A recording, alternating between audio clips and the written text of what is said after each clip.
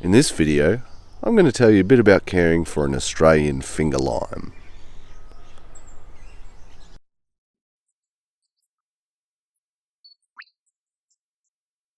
Of the 6 species of native Australian citrus, by far the most widely grown is the Australian finger lime. The species is native to the east coast of Australia, where they grow in southeast Queensland and northeast New South Wales as a rainforest understory tree or shrub. They can grow up to 7 metres tall, but in cultivation and where there's likely to be more sun available, the trees do not get that big, and they fill out a lot more than they do in the wild. Those 7-metre individuals are quite tall and spindly. Trees tolerate a wide range of climatic conditions, and they'll handle a few degrees of frost despite being a subtropical fruit tree. They'll also produce in the tropics. The finger lime trees themselves are rather thorny and can be a very dense shrub. As always with citrus, it pays to remove dead branches or crossing branches on the inside of the tree, but other than that they don't really need much pruning, unless of course you're pruning for size control. The fruit themselves are often described as a lime caviar, with good reason. If you cut open a fruit and you give it a squeeze, it looks like caviar. There's a whole bunch of capsules containing the citrus juice, and it's really the texture that is so great about this fruit. It works in salads or on top of fish, anything like that. It's just a fantastic fruit.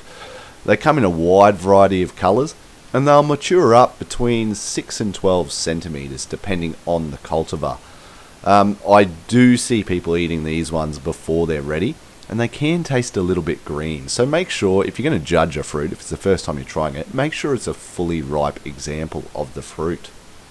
And while there are a number of superior cultivars that have been chosen, I think going forward, being such a recent addition to the citrus lineup, I think going forward there's going to be a number of new cultivars coming out that are perhaps superior to what we're seeing today or have seen in the past.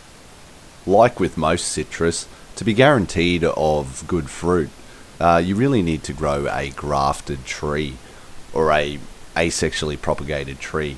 They do grow finger limes from cuttings. I can't comment, as I've never actually grown one of these, how well they perform. I do worry about the root formation of those cutting trees though. But most commonly they are grafted, and the most common rootstock, at least in Australia, is Citrus trifoliata, which is a really good rootstock for heavy soils. It's got some resistance to Phytophthora.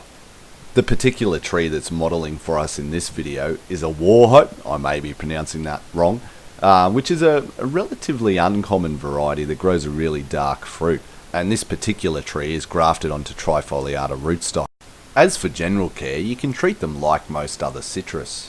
I mean, most of them are on the same rootstock that is used so commonly with other citrus trees. They'll prefer a pH of between 5 and 6.5 up to 7, and they'll prefer a well-drained soil. They need to be watered relatively frequently. They do have a shallow and wide-spreading root system, again like other citrus. And they are relatively light feeders, at least compared to other citrus, requiring only about half the nutritional need, or even less, than comparable citrus trees, perhaps because of their smaller leaves. A complete fertilizer once a year is plenty for these trees.